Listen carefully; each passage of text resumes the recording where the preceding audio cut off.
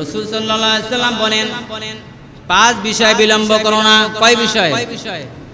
রাসূল সাল্লাল্লাহু আলাইহি সাল্লাম বলেন 5 বিষয় বিলম্ব করবা না, 5 বিষয় সঠিক সময় আদায় করে নিবা। 1 নাম্বার আজদিলু বিসসালাতি ক্বাবলাল ফাউত। পয়গম্বর সাল্লাল্লাহু আলাইহি সাল্লাম বলেন আজদিলু বিসসালাতি ক্বাবলাল ফাউত। 5 বিষয়ের মধ্যে 1 নাম্বার হলো সময় চলে যাওয়ার আগে নামাজটাকে আদায় করে নাও। সময় চলে যাওয়ার আগে কি করতে হবে? সবাই বলেন। আপনাদের মন মানসিকতা ভালো নাই, নামাজ পড়বেন তো ইনশাআল্লাহ সবাই? নাকি কয়েকজনে বললে হয়ে যাব? সবাই পড়তে হবে। এই জন্য নামাজ পড়তে হবে সঠিক সময়। কোন সময়?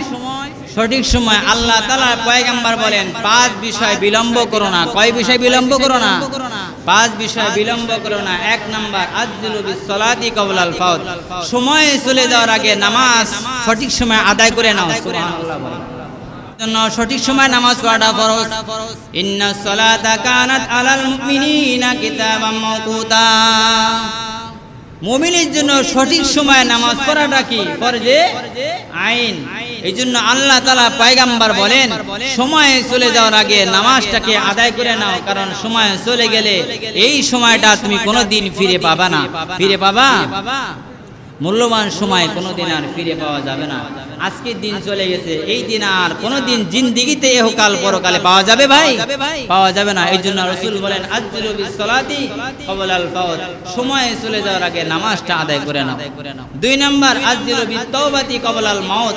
রাসূল বলেন যে মৃত্যু আসার আগে খাসভাবে তওবা করে নাও, কারণ মৃত্যু কখন আসবে বলা যায়? কি বলেন? বলা যায়? আপনারা মনে হয় বলতে পারেন। বলা যাবে? বলা যাবে না। মৃত্যু কখন আসবে কেউ জানে না, পৃথিবীর কেউ জানে না কার কখন মৃত্যু আসবে। রাসূল বলেন মৃত্যু আসার আগে তওবা করে নাও খাসভাবে।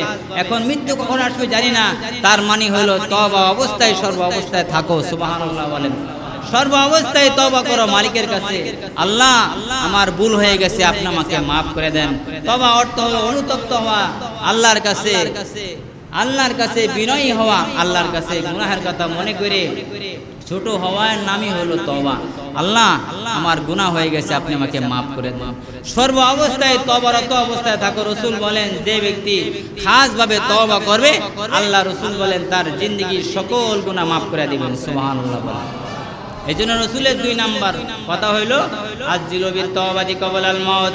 মৃত্যু আসার আগে আগে তওবা করে নাও, কারণ মৃত্যু কখন আসবে জানো না। মৃত্যু আসার আগে তওবা করো মানে হইলো সর্ব অবস্থায় তওবারত অবস্থায় থাকো। আর যদি তুমি তওবারত অবস্থায় থাকো আর তখন যদি আরজাইল আসে, তোমার মৃত্যুটা হবে হালাল মৃত্যু, সহি মৃত্যু। আর যদি সুন্নাত তরিকায় মৃত্যু হয়, তোমার যদি পবিত্র অবস্থায় মৃত্যু হয়ে যায়, তওবা অবস্থায় মৃত্যু হয়, আল্লাহ তাআলা পয়গম্বর বলেন তাদখুলু জান্নাত রাব্বিকুম। আল্লাহ তাআলা তোমাকে মৃত্যুর পরে পরে জান্নাত দান করবেন। সুবহানাল্লাহ। 3 নাম্বার রাসূল বলেন 3 নাম্বার হইল এলাকায় যদি কোনো মানুষ মারা যায়, কোনো মুসলমান যখন মারা যাবে, এই মারা গেলে তোমরা কাফন দাফনে বিলম্ব করো না, তাড়াতাড়ি করে তার কাফন দাফনের ব্যবস্থা করে দেওয়াটা তোমার জন্য ফরজে কিফায়া। ফরজে কিফায়া। এই জন্য একজন মানুষ মারা গেলে তার জানাজায় শরীক হওয়া, তার গোসল করানো, মাটি দেওয়াটা তার এলাকাবাসীর জন্য কি থাকে? ফরজে কিফায়া থাকে। সবাই এটাকে দায়িত্ব মনে করে তাড়াতাড়ি করে এটা আদায় করে দেওয়াটা, এটা তোমার জন্য হক, ইমানি দায়িত্ব। দেরি করবা গুনাহগার হবা, আর তাড়াতাড়ি করবা তোমার দায়িত্ব তাড়াতাড়ি শেষ হয়ে যাবে, তুমি সবের ভাগীদার হয়ে যাবে। সুবহানাল্লাহ। এই জন্য রাসূল বলেন 3 নাম্বার, কোন মানুষ মারা গেলে তাড়াতাড়ি করে তুমি কি করো? কাফন দাফনের ব্যবস্থা করে নাও।